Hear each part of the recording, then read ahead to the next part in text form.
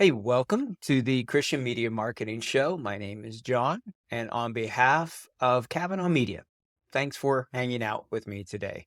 I am grateful for each week, for each opportunity I have to hopefully give you some information, to give you some ideas on technology, or to maybe just encourage you, which is what I'm hoping for today. Capital Media just got our 5013C nonprofit status. And the reason behind that is because we want to continue to expand the work that we're doing. And the only way we believe that we can do that at this point is to be a nonprofit business mission endeavor. And so our heart hasn't changed, our mission hasn't changed, but we are looking and trying to find groups and organizations and individuals who love the work that we're doing and want to see that continue.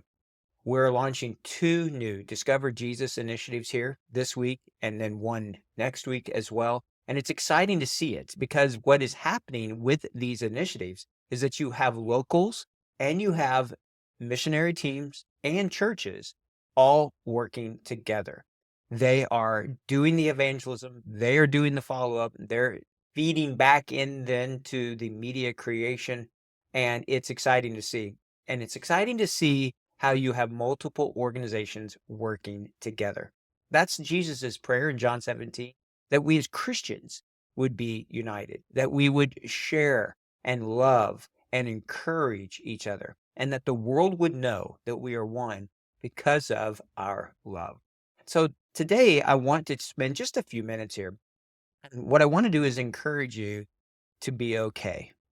The reason that this is coming about is that as I've been looking into and now beginning this process of us being a nonprofit, I'm getting a lot of advice about fundraising. You need to do this, you need to do that, you need to have all of these things, you need to make sure that you're doing this kind of marketing, you're reaching these kind of things. And I'm sure it's all great advice. And I'm very thankful for the people that are speaking into us and helping us through this transition. But there's just a part of me that really wants to just trust God, who really just wants to go, God, is what we're doing what you want? And if not, it's okay to stop it. It's okay to stop what we're doing. Kavanaugh Media was born because I got cancer, and the fastest way to get back in the fight when I have an incurable type of cancer. And the doctor didn't know at that point how long I would have. In fact, well, none of us really know how long we have. But the reason it was born was because I wanted to do whatever I could for the kingdom. And when what you're doing needs to change, well, one of the ways the Lord works through that is through finances sometimes. So maybe that's what he does sometimes. Maybe he opens doors and maybe he shuts doors. But what I want to do is to be faithful. So as I was looking through some of these things that are out there and some of the different stuff on LinkedIn, I began to notice different people's bios. And I these are people I know, and they've written one book. But if you look at their bio talking about themselves, it's best-selling author or world-renowned speaker or this or that or whatever else. And I don't think we need to hype ourselves. That's basically where I'm at. I don't think you have to view yourself in comparison to anybody else. In fact, one of our rules for our fundraising that we want to do to expand the impact, Lord willing, is to not play that game. We don't believe that success on the fundraising area means that others have to lose or be knocked down. I'm so grateful for other ministries and people, and for people that I look to for even advice, or people who will come along and speak into different things. I was getting to read an article yesterday by some DMM practitioners. Great stuff about urban ministry and what a disciple making movement in an urban ministry may need to look like. These are from people like Curtis Sargent, who I have been a friend with and have appreciated for so many years. I've learned so much from him. And so I don't have to be an expert. I don't have to talk about something else in all of these things, but I do need to be faithful and to always try to do my best. So I want to share with you a couple of verses and then maybe an application for you today. And as I've said, I hope that this is an encouragement to you, that you're not looking to other people or to other ministries, but you're looking to just yourself. Paul is saying in the book of 2 Corinthians, chapter 10, and I've got it here in my Bible app, and I'll just read it to you. This is from the New Living Translation. And there's people that are talking about their authority. He's trying to defend that here. So in the context of all that's going on, and people are complaining that his letters, he's really forceful and all of this. I want to pick it up in verse 12 where Paul says, "Oh, don't worry, we wouldn't dare say that we are as wonderful as these other men who tell you how important they are. But they are only comparing themselves with each other, using themselves as a standard of measurement.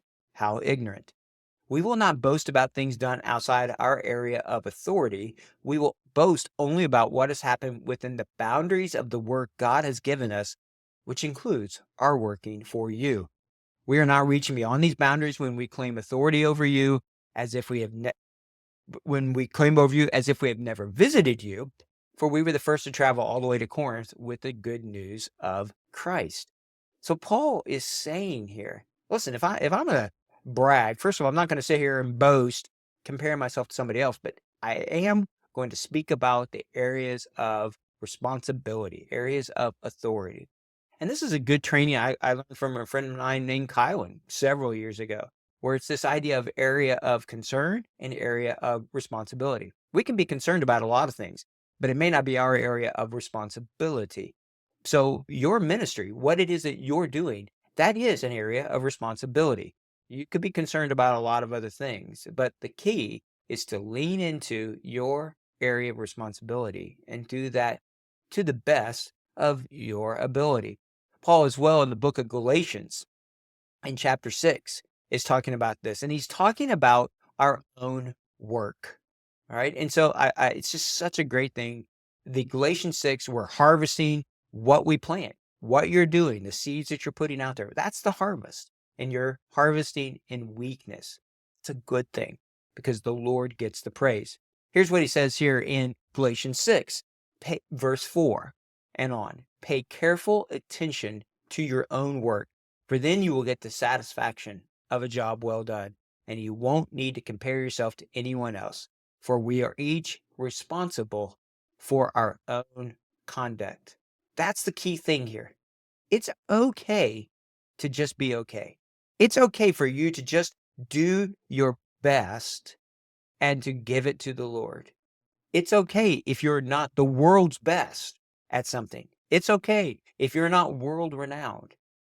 What is important is that the Lord knows you and that you're giving Him your heart, your life, your service. So it's okay to be the world's greatest dad, the world's greatest husband or wife or whatever it might be, the world's greatest child of God who is loved by God. But it's okay to just be okay. Be the world's greatest okay. All right. And so that's my encouragement to you is don't compare yourself to others. Don't get caught up in this thing where we have to hype, we have to promote, where you feel maybe inferior because your ministry doesn't have as many people being saved, or you're not having as many stories from the field and great things that are happening. It's okay. All right. It's okay to be okay. We keep pushing, we keep growing, we keep learning. It is God's grace in our lives that allows us to fall down and to get back up. That's part of our testimony that we share. And I think when the world sees people who just want to lift up Jesus more than their brand, their logo, their mission, their whatever, that is where the world will see something special and unique. And so, yes, it's okay to share what you're doing. It's okay to be sharing about your areas of responsibility. That's good. And I hope the Lord provides for you in all of those areas. But in times and in seasons when things aren't working out the way that you would hope, it's okay there as well. Be faithful. Trust the Lord in the good times and in the hard times as well, with the open doors and with the shut doors. He is Lord of all, and He is doing and working His plan. So whatever that might be a part of that plan and be okay with that. It's okay to be okay. All right. So next week, I'm going to bring in some good teaching, I hope, for you all about some stuff that we're seeing One is going to be some technology that's coming up. Another podcast that's coming up is going to be looking at Advantage Plus, this AI stuff that Meta's doing with their ads. Is it helping or hurting? We're going to do a deep dive into that together and look at that as well. As always, if there's something specific that you would like some training or teaching on, we'll do our best to share with you what we know. And we want to learn from you and what you're hearing and what you know about what's happening in your context as you try to find seekers and fulfill the mission that God has for you. No matter what, don't give up. Keep pressing forward. We appreciate you so much. Until next time, take care and God bless.